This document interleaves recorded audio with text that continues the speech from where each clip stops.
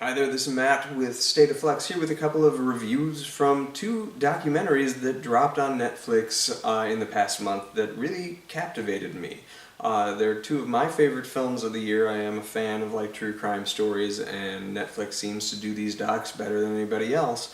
The first of which I'd like to talk about is The Truth About Jussie Smollett.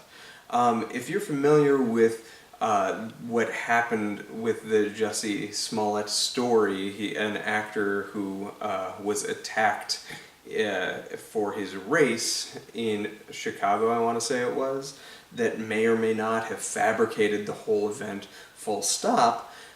I think you should check this film out, because I had read the articles and I'd made up my own mind about what happened with that whole scenario.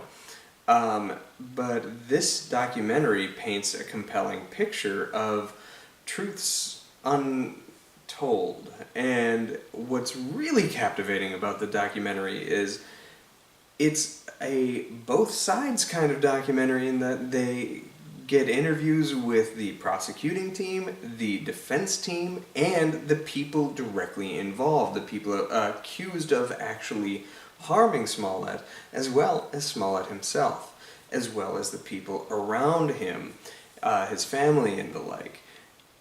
It paints a pretty compelling picture of what ultimately happened, though I guess it's something we'll ultimately never really know. But this documentary was so good, it actually changed my mind about what happened. And that's what a truly good documentary is capable of doing. Regardless of the truth, the way the truths are presented within this film is so fascinating.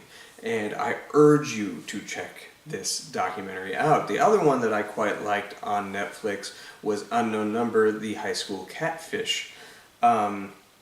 This is a story of a girl who's being attacked repeatedly online and in her social group, getting constant text messages of harassment. And the film kind of shows the spider web of how this bullying grew and developed, and then ultimately who it filters down into being as you're trying to figure out who's the one doing this. And similar to the Smollett documentary, this one also gets interviews from basically everybody involved with the story, and it's just a heartbreaking story that reminded me a lot of the Poughkeepsie tapes, if you've seen that horror film that's a pseudo-found footage / documentary horror film. It reminded me a lot of that.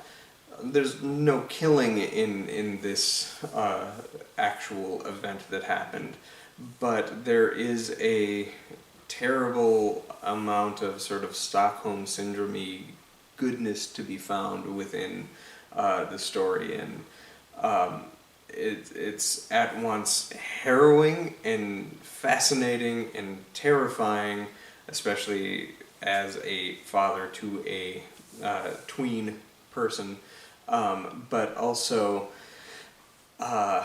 it's captivating and revolting that something like this could ever happen, and ultimately does happen. Both of these documentaries I give very strong marks to.